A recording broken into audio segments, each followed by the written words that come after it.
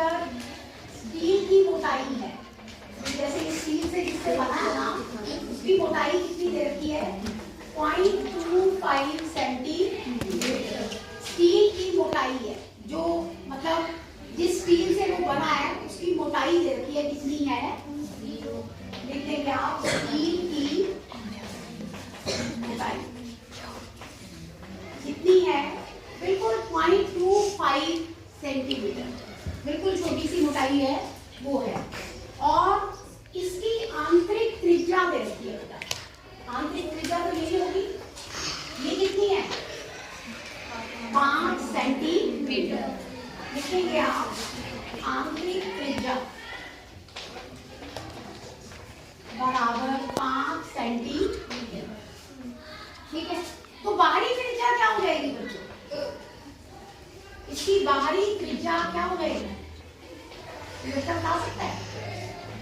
मान लो small are, आंतरिक त्रिज्या तो है 5, ठीक है, और उसमें 0.25 सेंटीमीटर जो है ना स्टील की मोटाई है, तो बाहरी त्रिज्या क्या हो जाएगी? जो आपके पास आंतरिक त्रिज्या है उसमें जो स्टील की मोटाई है वो जोड़ दो, तो वो क्या हो जाएगी? बाहरी त्रिज्या क्या हो जाएगी? बाहरी त्रिज्या।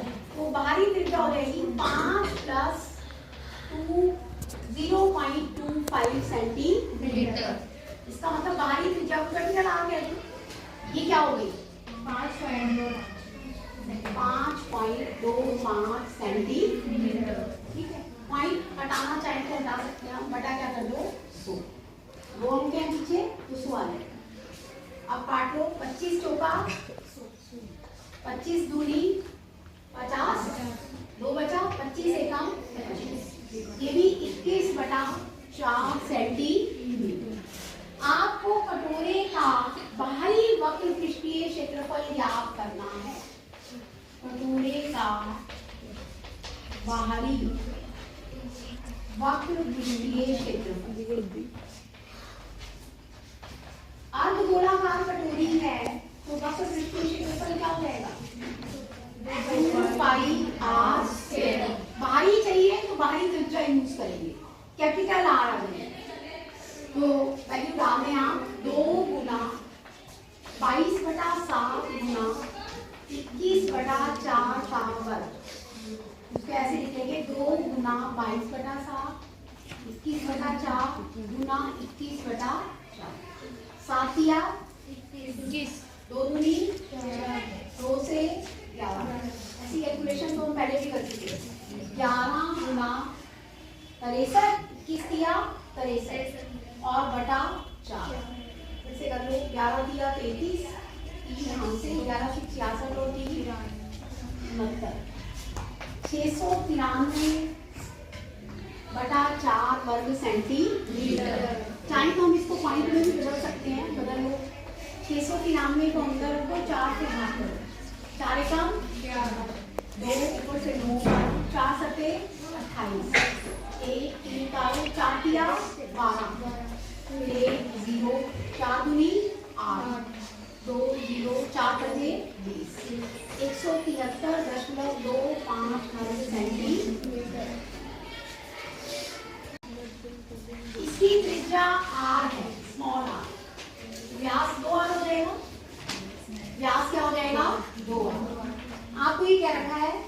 एक गोले को पूर्णतः घेरे हुए है, यानी कि एक गोला है वो इसके अंदर पूरी तरह से फिट है।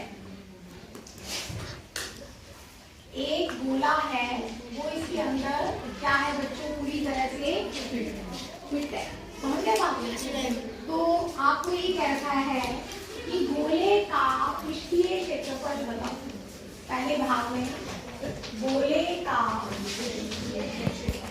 अगर त्रिज्या r है तो गोले का पृष्ठीय क्षेत्रफल बताओ। सिंपल है तो बिल्कुल, कौन बताएगा? गोले का पृष्ठीय क्षेत्रफल, हाथ खड़े करेंगे। गोले का पृष्ठीय क्षेत्रफल रखना तय, 4πr²। सेकेंड पार्ट में क्या रखा है? बेलन का, बेलन का वक्र पृष्ठीय क्षेत्रफल बताओ। बेलन का वक्र पृष्ठीय क्षेत्रफल, बेलन का वक्र पृष्ठीय क्षेत्रफल कौन बताएगा? बेलन का वक्र पृष्ठीय क्षेत्रफल आप खड़े करेंगे। बेलन का वक्र पृष्ठीय क्षेत्रफल, चलो मुस्कान बताइए। बेलन का हाँ जी आप वेरी गुड 2 पाई आर एच 2 पाई आर एच। बेलन का वक्र पृष्ठीय क्षेत्रफल क्या होता है? 2 पाई आर एच। अब ध्यान से देखो, जो बेलन की ऊंचाई है ये त्रिज्या हो जाएगी, ये भी त्रिज्या, ये ऊंचाई होगी पूरी। एच किसके बराबर है? हम नापेंगे 2 पाई आर गुना 2, ठीक है, 2 दूनी 4 पाई आर। जो गोले का पृष्ठीय क्षेत्रफल है हम मान लेते हैं इसको S1, जो बेलन का वक्र पृष्ठीय क्षेत्रफल है हम इसको मान लेते हैं S2। अब थर्ड पार्ट में हमें ये कह रखा है कि जो पहले और दूसरे भाग में क्षेत्रफल आए हैं इनका अनुपात ज्ञात करें। देखो लिखा हुआ है ना, थर्ड पार्ट में कह रखा है S1 अनुपात S2 बताओ। अनुपात का क्या मतलब होता है? बटा। तो हम लिखेंगे S1 बटा S2 4 पाई आर स्क्वायर बटा 4 पाई आर स्क्वायर। दोनों सेम है, कट जाएगा पूरा पूरा। क्या आ गया? 1 बटा 1। तो अनुपात क्या आ गया? 1 अनुपात 1। ठीक है, इसी के साथ ही आपकी एक्सरसाइज भी फिनिश हो गई। ये कंप्लीट कर लेंगे सभी 11